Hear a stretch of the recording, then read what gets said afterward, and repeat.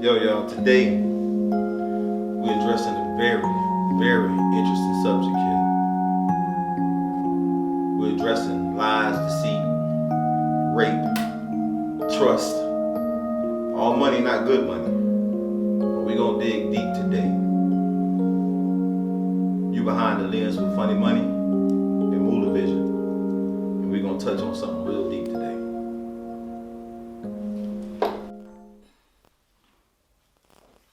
Yo, today we here with the beautiful Highness Shine. She gonna touch on some topics that that's kind of touching and deep. But the world got questions and we got questions, so we just want to know how it all began and where it started from. Okay, so recently we had Veterans Day come, and usually Veterans Day and Memorial Day are pretty much triggers for a lot of servicemen inside and outside, people that have already gotten out and people that are still in. Those days are triggering. One, obviously there's sales and all this stuff on Memorial Day, but we're talking about our service members that we've lost. And so I think that's rather sad. People are out buying furniture while we're mourning people that fought for our country. But I'll get into why all these things are triggering.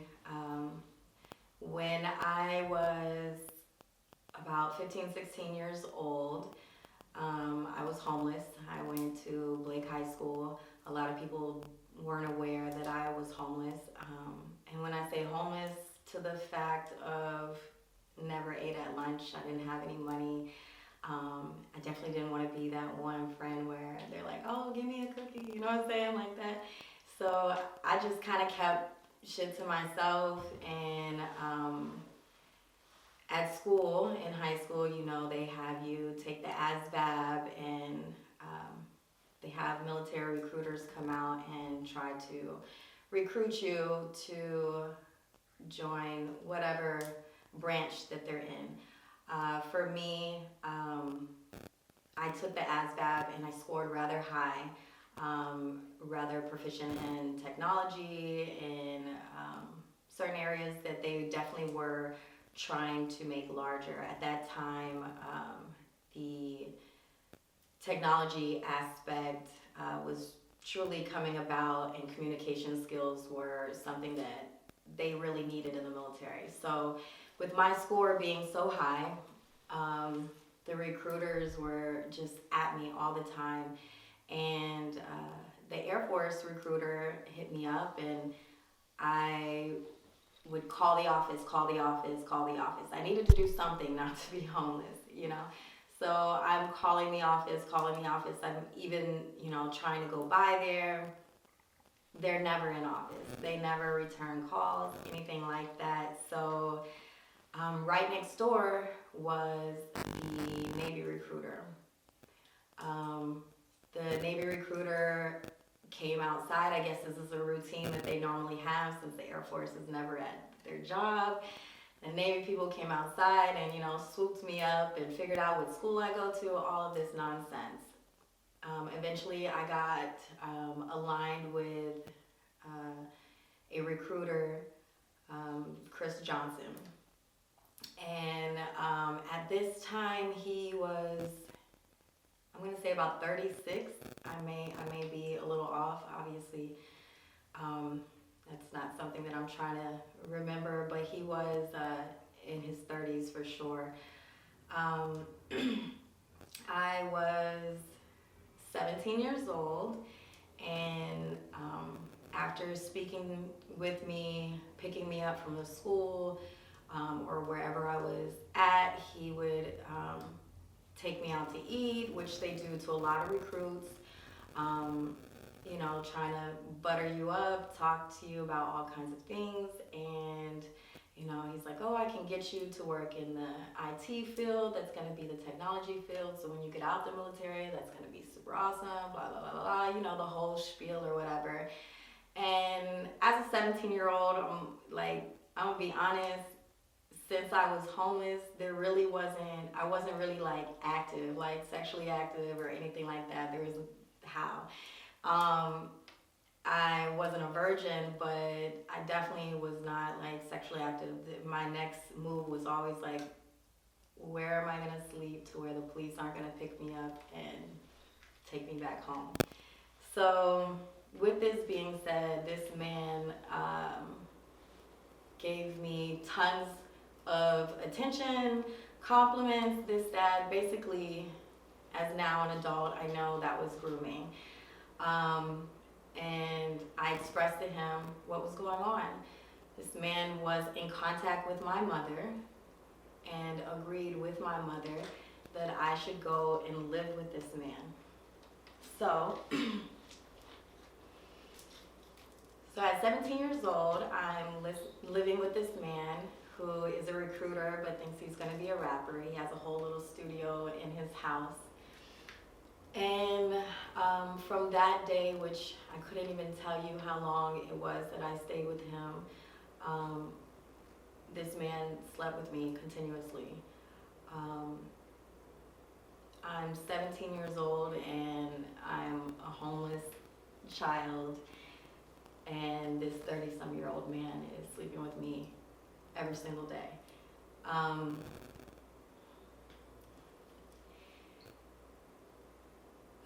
With that being said, of course, I'm just signing paperwork.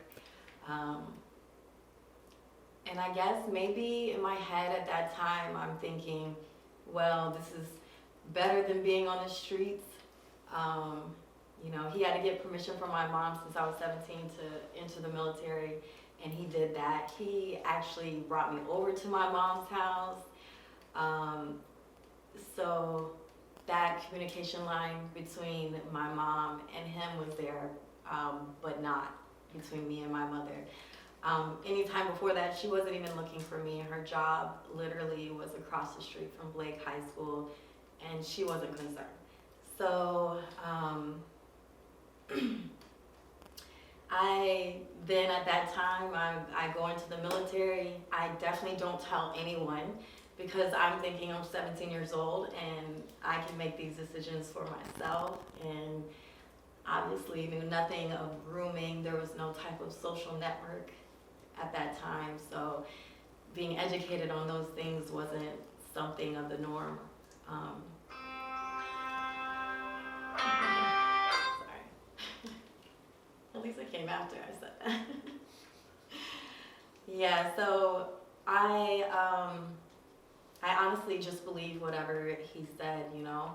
And what's crazy to think is afterwards, when I went to boot camp, I never heard from this man again. I never heard from him again. I went to boot camp, I went to A school, went to my first ship, all of these things, and I never heard from this man again during that time. But we'll come back to him because he does pop up a little later. So now I'm in the military.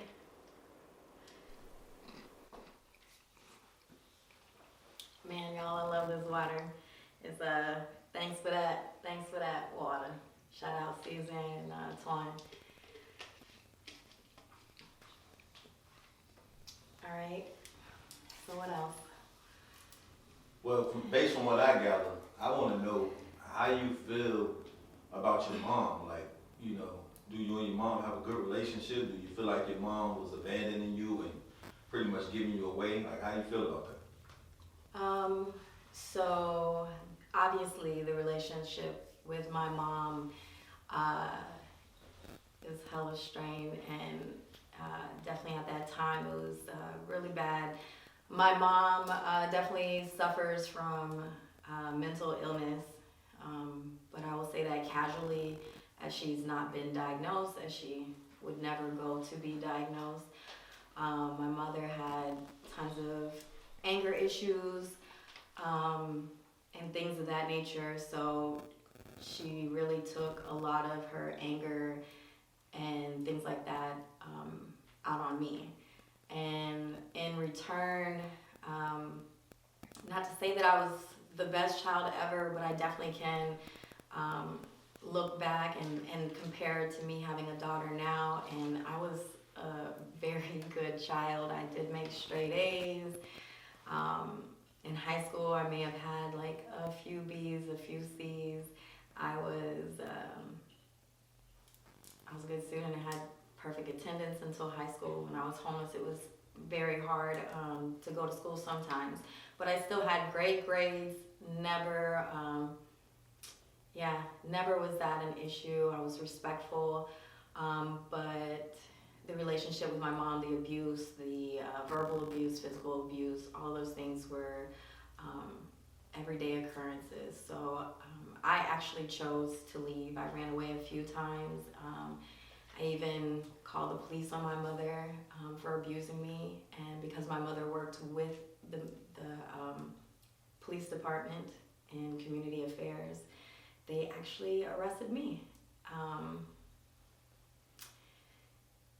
So when I say that I had to think about where I was going to go to sleep at night because I didn't want the police to take me back to my mom, this is a situation that happened several times.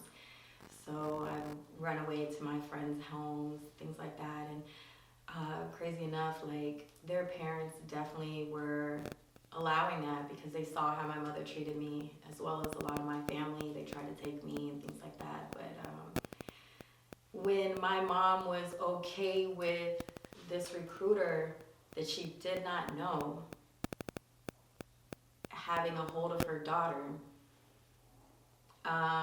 to me it just symbolized everything that I already thought of my mother. So, you know, people say they show you who they are like continuously, and I truly believe that. She showed me who she was every day of my life. And I blame her a lot for the things that happened because I should have had somebody to be able to come to. I have a daughter and she's 12. She's like the absolute smartest, prettiest, like most respectful, wonderful daughter ever. And no doubt that is because of the mother that I am to her. And that's not to say that you can not become a beautiful person without having knowledge of how to be a beautiful person, because you can. But my daughter is not going to have that generational curse where I was scared to come to my mom about anything. I did not touch my mom. I never hugged my mom. These things were like non-existent.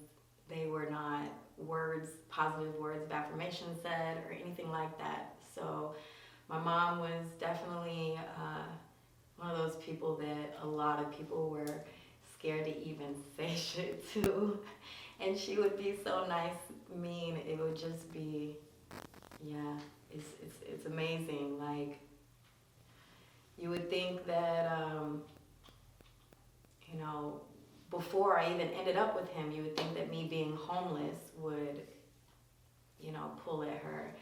So it was nothing for her to be like, okay, yeah, somebody else can take care of her, sure. I'll collect this child support from her dad and let her live with this man that would want to take in a girl that is underage. Like, how does that conversation even come up? But I digress. I do got a question about that situation though. So do you feel like it was love? Did you fall in love with this guy? It's kind of like a rhetorical question because, okay, you say you was homeless, so, you was looking at a way out pretty much. So, you was risking your body for a roof over your head pretty much. Not by choice though. I don't think I was risking my body. I didn't think that me staying at this man's house meant that he had permission to have sex with me.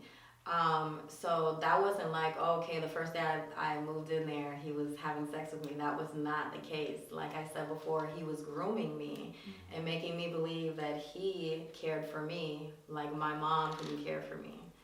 So I wasn't risking my body or putting my body in place of not being, having a roof over my head. I definitely became had expertise in finding places to sleep at night, the back of my church and things of that nature. So, I had found places that were safe and clean and out of the way. So I honestly could have continued doing that. But this was also something that my mom was involved in and put me in that situation. How long did it go on? I don't want to lie, so I don't want to say a time period. I would have to say, maybe a few months or so. I went off to the military in May. I'm not sure when I first contacted the Navy or anything like that. So it was for some months, but I'm not sure how many months. Okay, yeah. We definitely sorry about that right there, but it's when it cut anyway. So when we come back on, it's on you. Go ahead. Okay, my question to you. I hear military and everything. What was something in boot camp that you remember? Shipping off to boot camp was kind of like crazy because it's very fast. You go to the MEP center, then they put you on a bus. It's like a whole thing. And by the time I went to Chicago, that's where boot camp was for me. And when I got to Chicago, they basically strip you of everything and then realign you with all of your new things like your uniform, different things like hygiene. All of those things were things that they give you, and now you're a whole new person. It's kind of like they're starting you from scratch. Now there was all different people of all different ages there. One thing that they don't tell you is that even though you're in boot camp, you're allowed to leave. If you decide, hey, I don't want to do this, I can leave. You are definitely allowed to leave. But a lot of people don't know that, so fear keeps them there. There was one instance where a guy, he tried to leave and he tried to sneak off because he wasn't aware he could leave, and he went over the fence and got hit by a train or something, and like it hit his arm or something of that matter. I don't know the validity of that. I never looked up any of the articles or anything because there wasn't like social media like that then either. But who knows, that may be a scare tactic that they instill for all of us to believe that could happen to you. Boot camp, they felt like they could disrespect you from jump, and it's not about making someone a harder soldier or whatever. It was literal disrespect. They would talk to you not only with mean words or whatever like that, but they would also be condescending in everything that they say and purposely make you believe it's one way, so you'll do a different way. And it was just a whole back and forth, which everyone I'm sure already thinks that's what it's like there.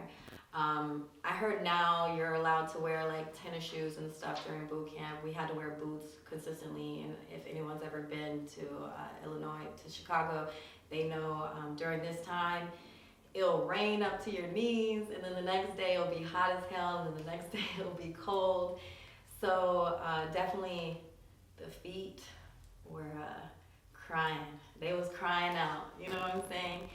And funny enough, because like I said, I came from being homeless and hungry, I used to sneak cookies back to the dorm rooms, and I would eat cookies, to the fact that I actually gained like 40 pounds in boot camp.